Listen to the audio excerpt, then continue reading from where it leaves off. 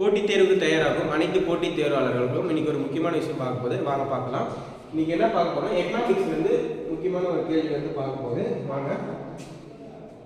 First பாத்தீங்கன்னா முதல் question, தொழில் தொகுப்பு அல்லது மாவட்டங்களின் நன்மைகளை முதலாக கண்டறிந்த பொருளாதார அறிஞர் யாருன்னு பாத்தீங்கன்னா ஆல்பர்ட் மார்ஷல். ஓகேங்களா? அப்போ தொழில் தொகுப்பு அல்லது மாவட்டங்களின் நலன்களை முதலாக கண்டறிந்த பொருளாதார அறிஞர் வந்து ஆல்பர்ட் மார்ஷல். ஓகேங்களா?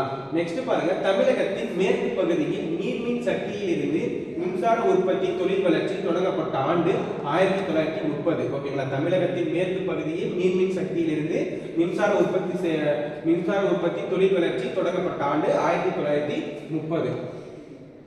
நெக்ஸ்ட் பாருங்க, சுதந்திரத்திற்கு பின் 1990களில் 30 தொழில் வளர்ச்சி. ஓகேங்களா? என்ன சொல்றாங்கன்னா, சுதந்திரத்துக்கு அப்புறம் வந்து 1990 அப்புறம் வந்து தொழில் வளர்ச்சி வந்து, ஏன்னா 1991 அப்புறம் தான் எல்பிஜி வந்து அனௌன்ஸ் பண்ணிக்கோங்க.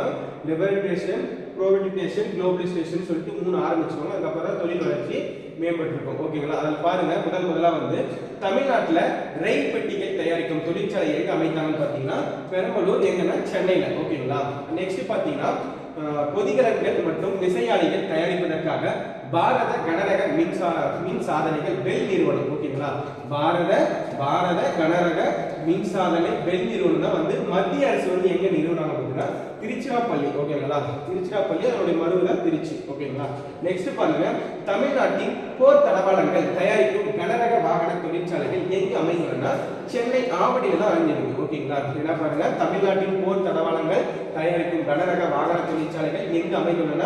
சென்னை ஆவடியில் தான் அமைந்திருக்கு. ஓகேங்களா? நெக்ஸ்ட் பாருங்க, அசோக் மோட்டார்ஸ், ஸ்டாண்டர்ட் மோட்டார்ஸ் இணைந்து சென்னை வட்டாரத்தில் வாகன தொழில்துறை தொகுப்புகள் வளர்ச்சிக்கு உதவியாக வாகன உதிரி பாகங்கள் நகரமாக மாறிதுன்னா சென்னை ஆவடி தான். ஓகேங்களா?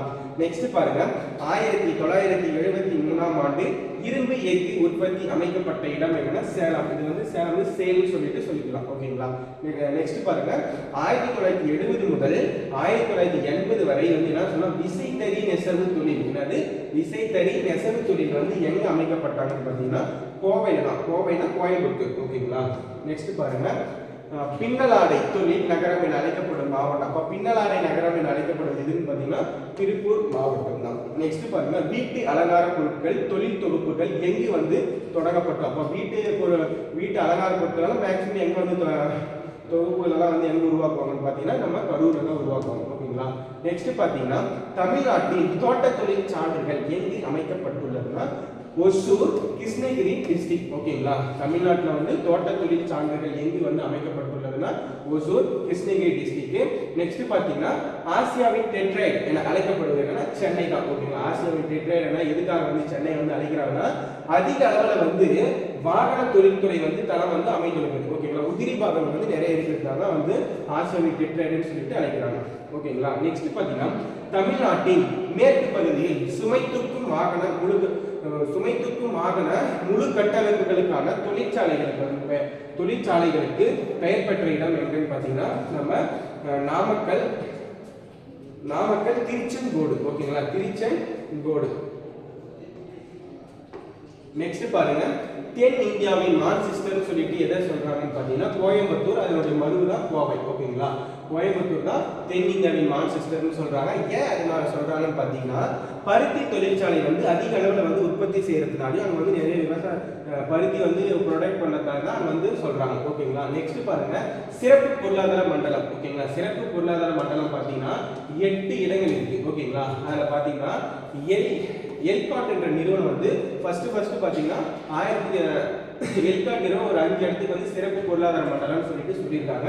அதுக்கப்புறம் பார்த்தீங்கன்னா ஒரு எல்கோ 6 இது வந்து ஒரு 3 இடத்த வந்து அனௌன்ஸ் பண்ணிக்கிறாங்க. ஓகேங்களா? அப்போ பாருங்க, எல்காட் வந்து என்ன ஃபர்ஸ்ட் 5 பாருங்க, சென்னையில வந்து சோழிங்கநல்லூர், கோவையில வந்து விளாக்குறிச்சி, மதுரையில் வந்து வடபழஞ்சி, கிண்ணிமங்கலம், மதுரையில் வந்து இலந்தைக்குளம், திருச்சியில வந்து நாவல்பட்டு. ஓகேங்களா? மறுபடியும் சொல்ற பாருங்க, சிறப்பு பொருளாதார மண்டலம் 8 இருக்கு. அதுல சென்னை வந்து சோழிங்கநல்லூர், கோவை வந்து விளாங்குறிச்சி, மதுரை வந்து வடபழஞ்சி, கிண்ணிமங்கலம், மதுரையில இன்னொன்று என்ன இருக்குன்னு பார்த்தீங்கன்னா இலந்தைக்குளம், திருச்சி வந்து நாவல்பட்டு. நெக்ஸ்ட் பார்த்தீங்கன்னா திருநெல்வேலியில் வந்து கங்கை கொண்டான். ஓகேங்களா? திருநெல்வேலியில் கங்கை கொண்டான், சேலம் பார்த்தீங்கன்னா அம்மாபாளையம், ஒசூர் வந்து விஸ்வநாதபுரம். ஓகேங்களா? மறுபடியும் பாருங்க 6th இருந்து திருநெல்வேலி வந்து கங்கை தான். சேலம் வந்து என்னன்னா அம்மாபாளையம், ஒசூர் வந்து விஸ்வநாதபுரம். நெக்ஸ்ட் பார்க்கலாம்.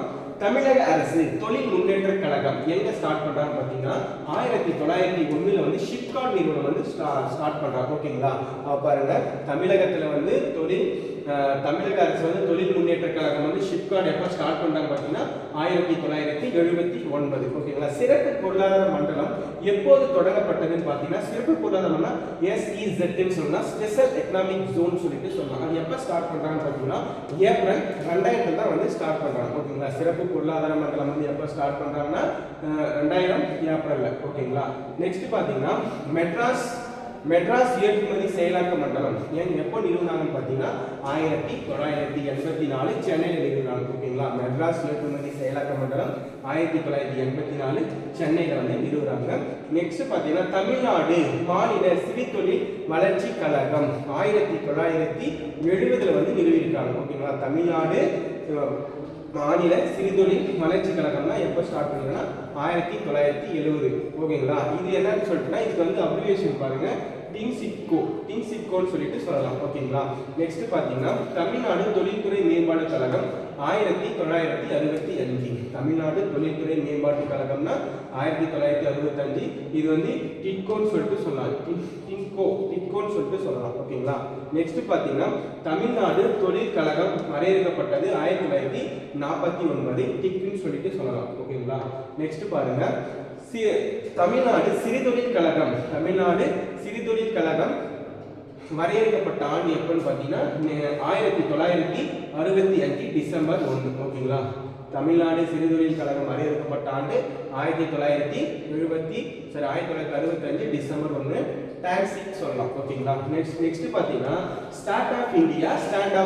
ஓகேங்களா, ஸ்டாண்ட் ஆஃப் இந்தியா வந்து எப்போ ஸ்டார்ட் பண்ணாங்கன்னு பார்த்தீங்கன்னா 16 ஜனவரி 2016. ஓகேங்களா, ஸ்டார்ட் எப்படின்னா ஏப்ரல் 5 2010. ஃபர்ஸ்ட் ஸ்டார்ட் பண்ண அப்புறம் தான் ஸ்டாண்ட் வரும். ஓகேங்களா, அப்போ ஸ்டார்ட்னா ஜனவரி 16 2016, ஸ்டாண்டுனா ஏப்ரல் 5 2016. ஓகேங்களா, ஒலிம்பியா IAS அகாடமியை பார்க்குறவங்க சப்ஸ்கிரைப் பண்ணுங்க, ஷேர் பண்ணுங்க லிங்கை.